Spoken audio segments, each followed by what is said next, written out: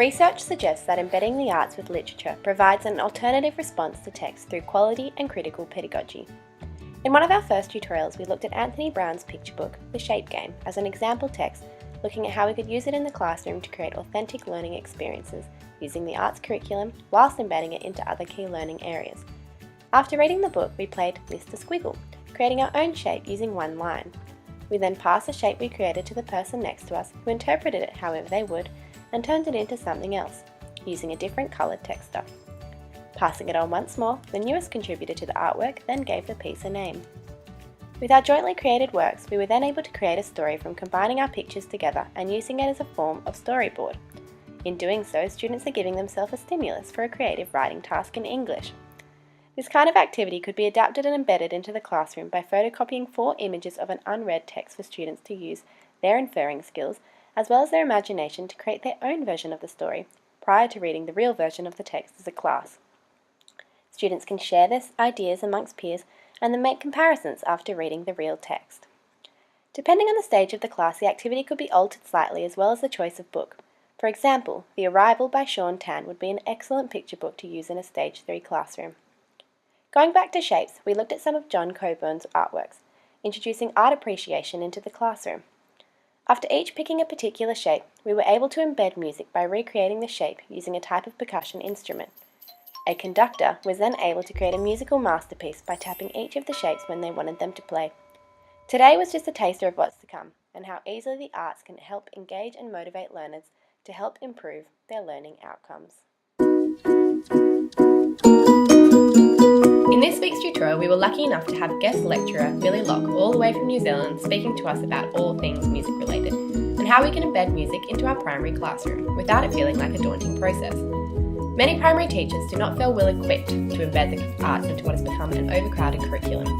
Music in particular is often left for specialist teachers, otherwise hardly taught at all. At the beginning of the tutorial, Millie asked us how we all felt about teaching music in our classrooms. None of us felt confident. But by the end of the tutorial, each of our opinions had changed. When I first thought about teaching music, I knew I couldn't read music, nor play any instruments, so how was I supposed to teach this to my students if I had no idea myself? Through the activities that Millie has shown us, I've been able to see that music doesn't always involve theory. Anyone can do it.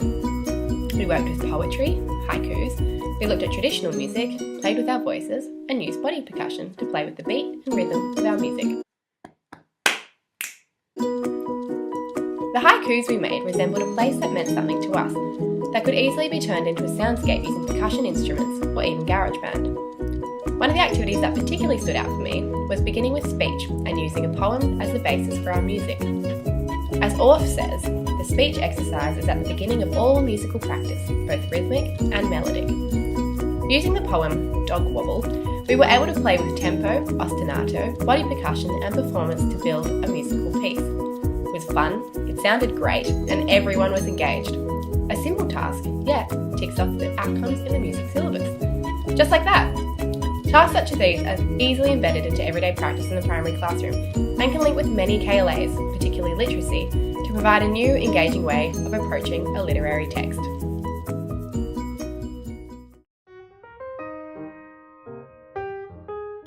Throughout this semester in both EDUP4076 and the Integrated Arts Unit, we've been able to explore how beneficial it can be to embed quality drama activities into the literacy classroom.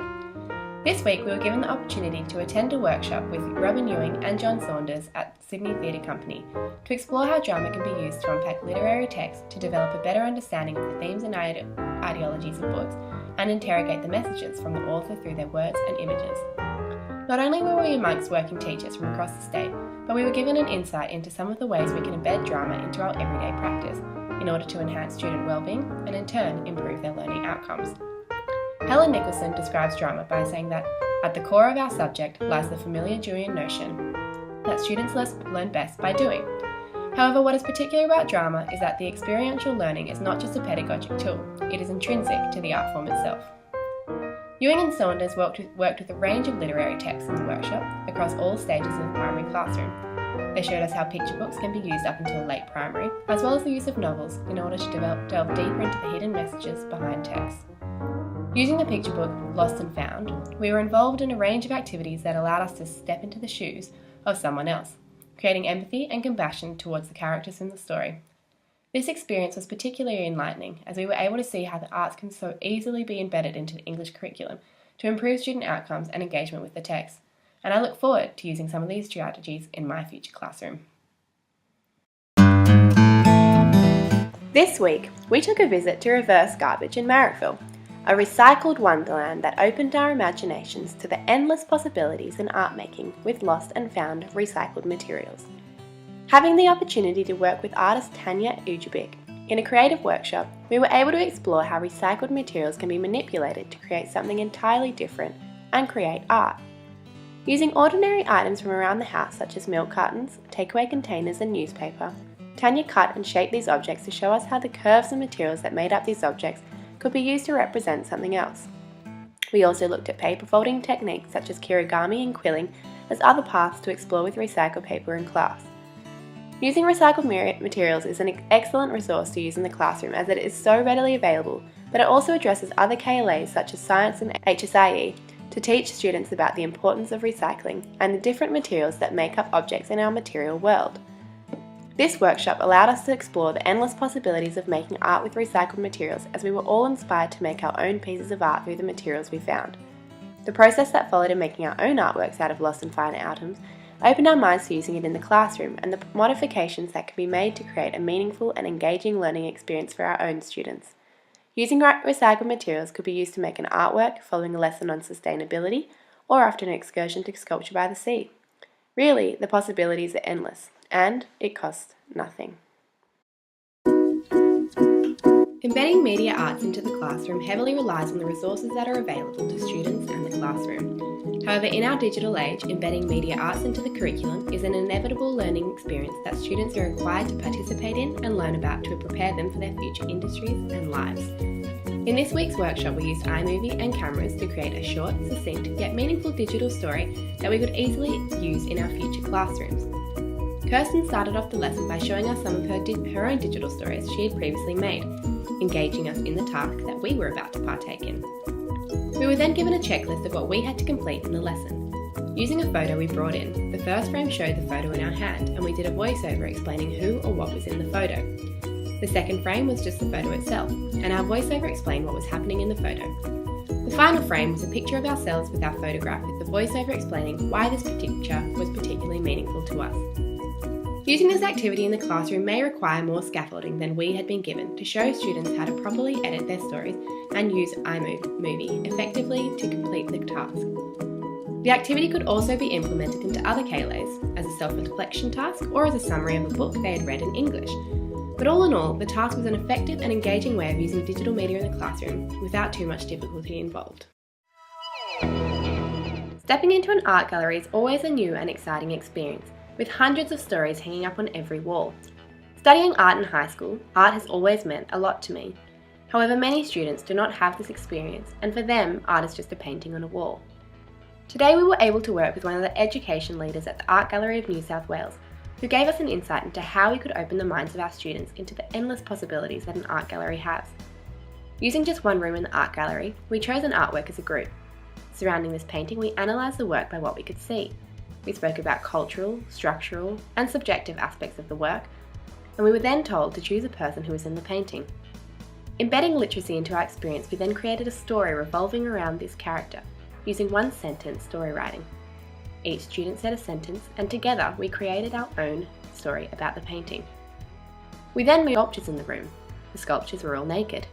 We had to imagine what we thought this sculpture would wear if they were clothed based on their body language and what was revealed to us in their stance. Using butcher's paper, we then dressed one of our group members in this outfit, who would then become the artwork. As a teacher, it was easy to see how this activity could easily be embedded into the classroom to create an enriching experience about artists and their artworks, following an excursion to the art gallery. Students' creativity is unlocked to create their own representations of what they see, which is far more intriguing than filling out a worksheet. This activity could easily lead into engaging drama activities such as roleplay and tableau, which can then unfold into creative writing tasks in English.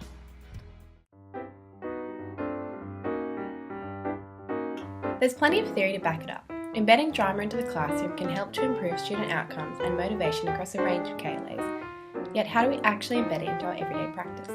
Is it as easy as the theory states it? Over the last 2 weeks, we were able to do an in-school visit at Willara Public School to work with Year 5 and Year 6 students to see how students engage in drama and how it can lead to authentic and engaging tasks across other KLAs such as literacy, numeracy, and history. Victoria led the first workshop, starting with an introductory name game activity where we went around the room saying our name with an accompanying movement. A great way to introduce ourselves whilst grasping the students' focus in drama.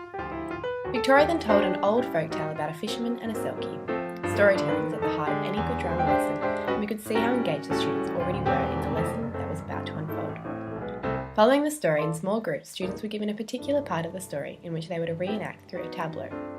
Then, when tapped in, students were able to reveal their thoughts at the time, allowing them to play with words and give particular attention to the words they chose, whilst building empathy with the characters they've chosen to embody. Tableau is also an effective activity to involve students who may be less confident in performing. The following week, we continue out our story from the week before, this time opening with a warm-up activity of Me, You.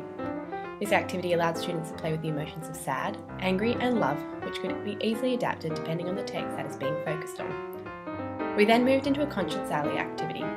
Although we've spoken about the use of Conscience Alley in class many times before, seeing it in practice showed me how it can be properly scaffolded to maximise learning and engagement.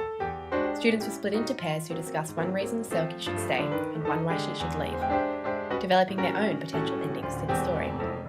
By doing so, students were then more prepared and confident to give their reasons in Conscience Alley. To end the lesson, students then wrote a letter from the perspective of the selkie to her children, based on her decision made in the Conscience Alley activity. Students were completely engaged in the writing activity due to their engagement in the drama. To emphasise the feelings of the children being written to, the students then formed a circle with 3 children in the middle. In the letters they wrote, the student highlighted one word or short sentence they believe was the most powerful in their letters. When tapped on the shoulder, the students read aloud their phrase, until the whole room was speaking their thoughts. This activity not only emphasises how the characters will be feeling, building empathy, but it activates students' higher order thinking about issues concerning family, loss and grief, which could be adapted and placed in a range of classroom settings.